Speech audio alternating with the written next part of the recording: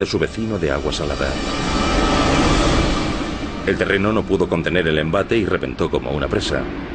El agua marina se precipitó sobre las aguas del Mar Negro.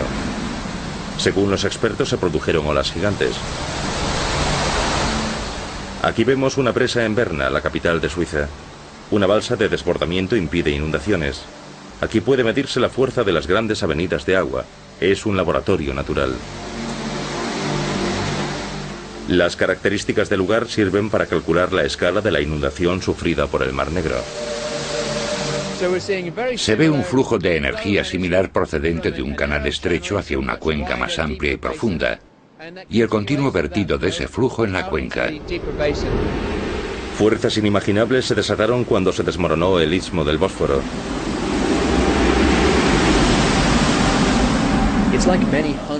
Es como si chocasen cientos de coches a la vez. El agua empuja y se abre hacia los lados, produciendo una ola de una altura de 10 a 20 metros en la zona del impacto. ¿Fue una catástrofe así la descrita en el relato del Arca de Noé?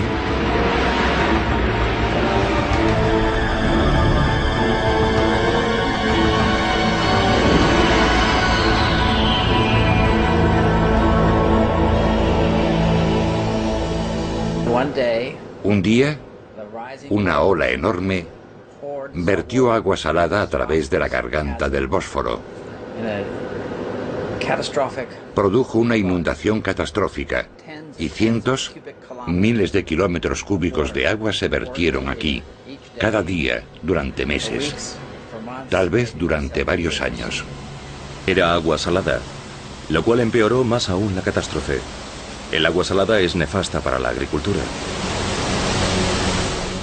El documento más antiguo del lugar más próximo al desastre. Son caracteres cuneiformes, una de las formas de escritura más antiguas que existen. La utilizaron diversos pueblos. Esto es urartiano, el idioma del reino de Urarto, en la región del monte Ararat.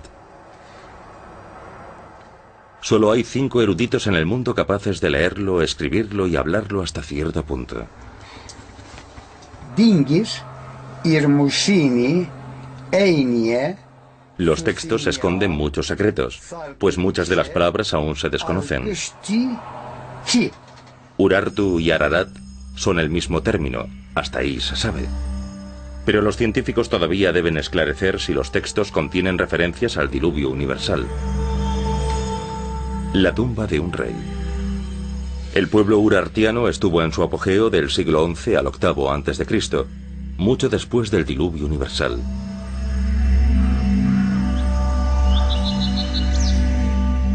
Esta es la zona donde vivieron Noé y los suyos. Donde hoy el suelo es pobre y los pastos escasos, antaño había bosques de cedros y pinos tan densos que el viajero nunca veía la luz del día, según cuenta una leyenda de la zona.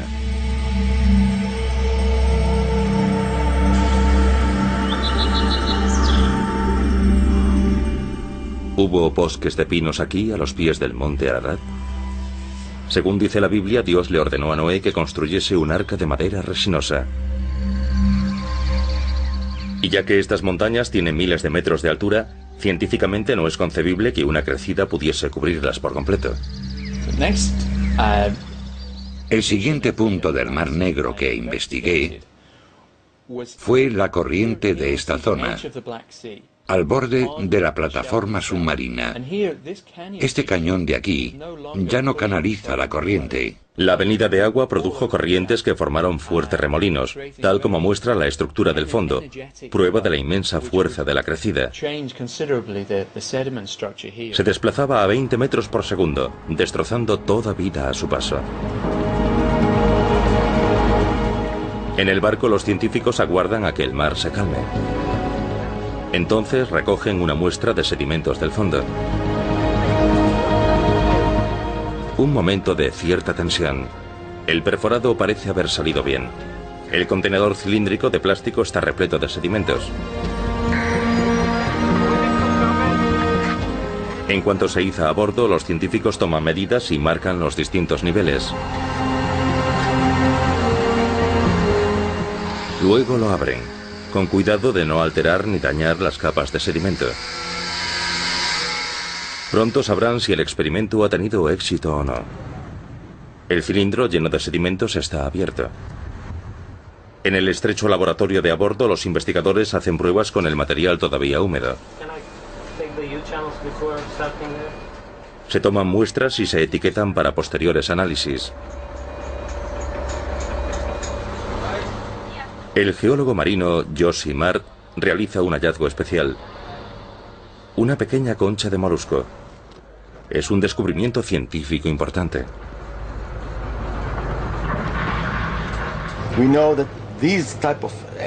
Sabemos que este tipo de molusco vive en entornos marinos, en agua salada.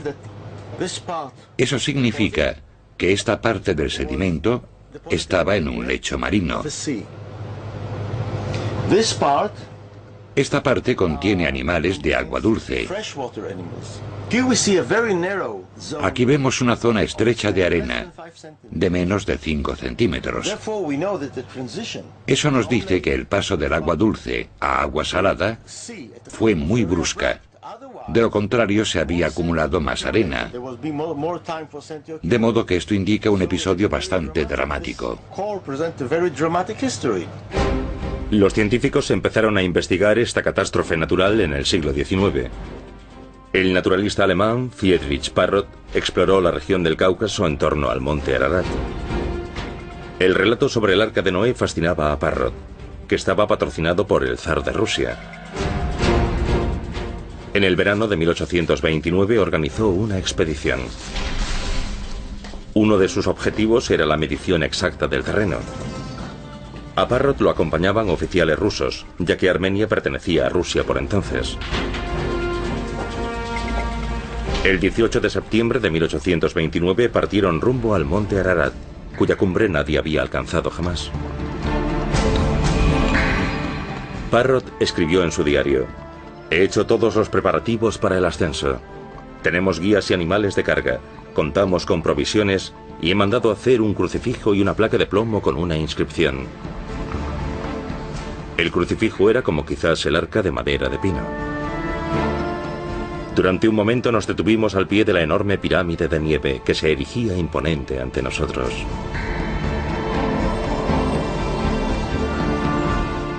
No sin un escalofrío reverente, pisamos serios y en silencio el terreno que seguramente ningún pie humano había hollado desde la época de Noé.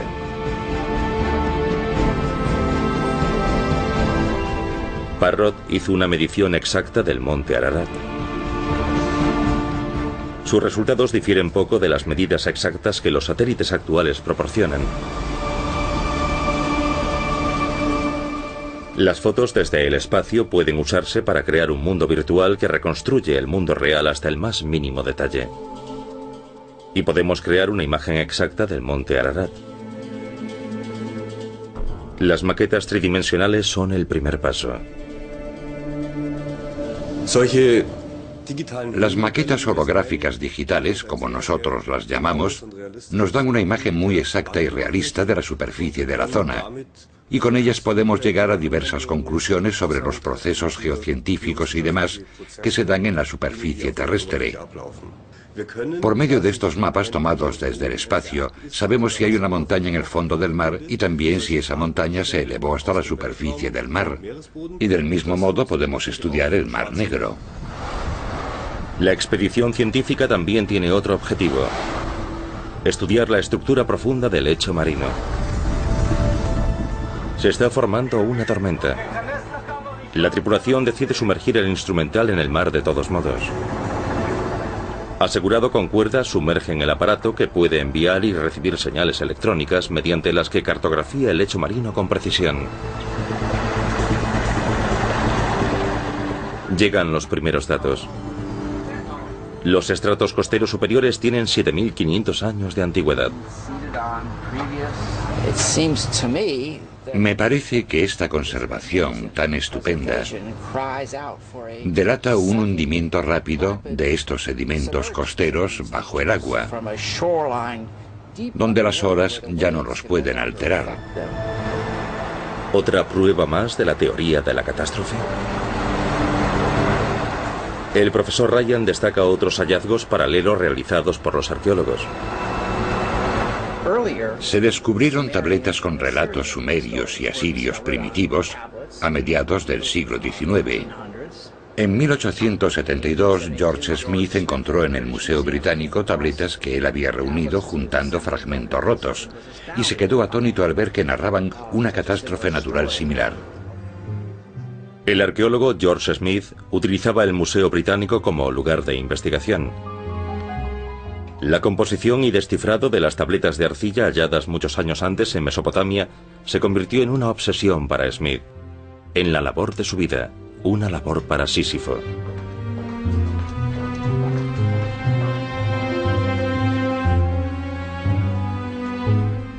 Las tabletas están en escritura cuneiforme. Unas 70.000 esperaban a George Smith.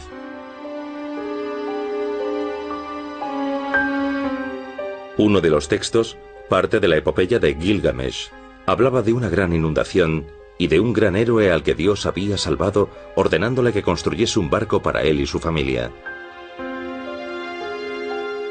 ¿No era el relato bíblico la única versión de los hechos? ¿No era el relato sobre Noé y el diluvio la primera narración de la catástrofe?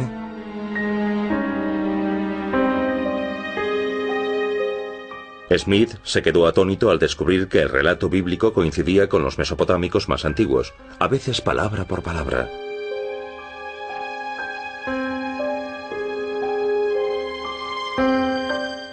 La densa y compleja inscripción del poema de Gilgamesh. Solo se ha descifrado una parte de él. Los expertos siguen trabajando en él actualmente. Es una tarea ardua. A menudo solo quedan fragmentos de las tabletas de arcilla. En él se habla de una enorme inundación enviada por los dioses de Mesopotamia para acabar con la maldad de los hombres, y que solo uno de ellos se salvó. Se trataba de Utanapisti, que posteriormente se plasmará como Noé en los escritos del Antiguo Testamento. Se trata de un claro paralelismo literario. Este pequeño fragmento, relativamente modesto, que puede asociarse a esa época, también habla de la construcción del arca. Habla sobre el calafateado de esa arca, con pez y cuerdas para darle solidez, y menciona la clase de herramientas del que se encarga, entre otras cosas, de preparar la pez, y del que aquí se dice Sharu Nashi Kupra, el rico tiene preparada la pez. La historia de Noé estaba, tal como demuestran las referencias mesopotámicas, muy extendida por Oriente en la antigüedad. Cerca de la antigua ciudad de Sipar, en el Irak actual, los arqueólogos hallaron el que puede ser el mapa más antiguo del mundo, grabado en arcilla. Es un disco con extraños signos y marcas grabados, en cuyo medio aparece el Éufrates con un puente que lo cruza.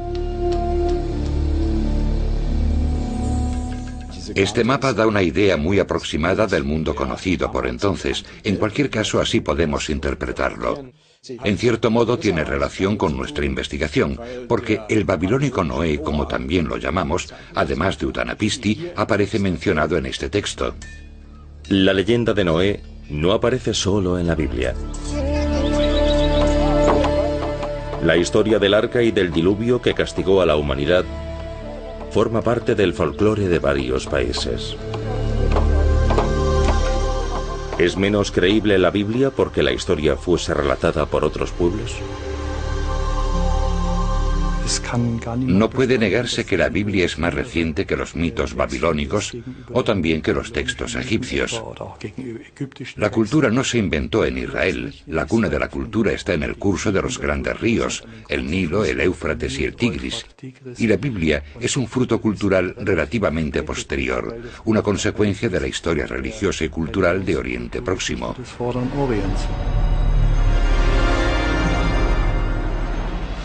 En el noroeste de Anatolia el clima puede ser duro y tormentoso. El tiempo puede cambiar de repente. Vientos imprevisibles barren el entorno y surgen violentas tormentas de la nada. En cuestión de minutos, las tempestades azotan como si fuese el día del juicio final.